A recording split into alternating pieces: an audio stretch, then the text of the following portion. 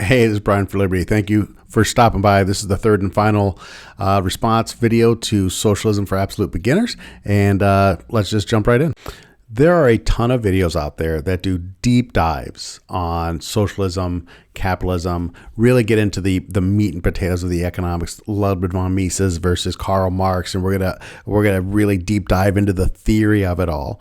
But realistically, most socialists have been sold on the very simple promises made by social media personalities who just graze over the surface of what socialism is. And so in this video, I'm just going to touch on a few different highlights from Second Thought and just kind of respond to I just want people to think a little bit about how the thing would actually function in real life. Take this clip right here, for example. Instead of the most important thing being the capitalist profit, how can we incentivize things that benefit all of us? Capitalist profits aren't the only thing that matters. The only thing that matters is how a capitalist makes its profits. And a capitalist makes their profits by responding to the demand of the masses. That's it. That's the simplicity of a market-based economy. People want something, entrepreneurs figure out a way to put it into their hands. That's it. The best way to figure out which ideas benefit everybody to the fullest extent is to let people decide for themselves. And that's exactly what people do in a market-based economy. The problem isn't that people don't have the freedom to choose what they want. The problem is that the people who think that a planned economy is going to function better always want control because they don't like the decisions that the people are making with freedom. The default vision of government we all inherit is one of incompetence, unresponsiveness, corruption, and elitism. It benefits a select class of 1%ers and only tosses a few crumbs to the rest of us. The main promise that socialists have to keep is that we can turn this all on its head. So for me, this is a little bit of saying the quiet part out loud, where socialists are going to turn this whole thing on its head.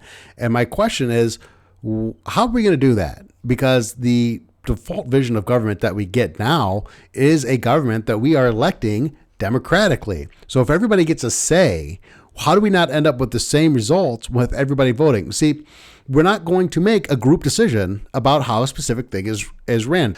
That's not how we're going to do things. We are going to end up having to elect representatives. Every socialist will tell you at some point, yes, well, you're going to elect proxies, we're going to have a voting, and you're going to be able to choose who your bosses are. They're not going to get better at making that decision in a socialist system than they are right now. Do you understand? It's just you're going to take this incompetence and this incredibly bad decision making that the voters have in selecting their government officials, and you're going to expand that to control every aspect of the economy. That's socialism. That's why it always fails.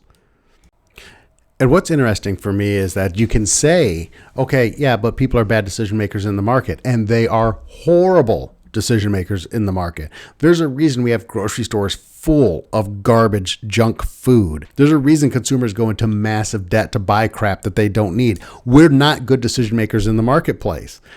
But in a free market, you're allowed to opt out of that. Just because the majority of consumers want to buy crap doesn't mean I have to. Just because the majority of consumers want to go into debt and buy a bunch of crap they don't need doesn't mean that I have to.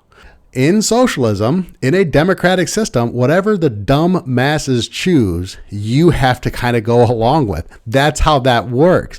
That's how the system functions. It can't function in any other way. It has to. It requires that authoritarian control because majority rules. And that's how you end up in that situation. So that's why the market is better. Instead of a few people at the top setting the rules of the game, everybody should get a say over things like their working conditions. Control over what gets done and how, for everyone, by everyone. Not by some self-appointed class of millionaires and billionaires who get to boss everyone else around. And I'm going to end this one here on this note of everyone gets to make the decision. Everybody gets to participate. You get to choose how the work gets done, where it gets done. Any mature person knows that is not the case, that if it sounds too good to be true, it probably is. And the other thing that I'm gonna comment on here, kind of the last point I want to make, is he shows two politicians to start the clip, which are people who were elected by the same voters who are supposed to control the economy. Same voters chose Nancy Pelosi and Mitch McConnell. And then he talks about self-appointed millionaires and billionaires. Millionaires and billionaires aren't self-appointed. You don't get to say, you know what, I think I'm going to be a millionaire. That's not how that works.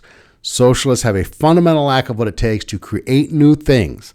So earlier in that video, if you go and watch his whole video, he talks about a Chilean leader and how great Chile did. Now, I didn't study Chilean history, so I'm not going to get too deep into it, but socialist systems always perform pretty well at the beginning because all the things they have stolen from the people who know how to build an economy are still new, fresh things. Then the economy becomes static and they've arrested, executed, the people have escaped, the people who have the ability to make things kind of go away.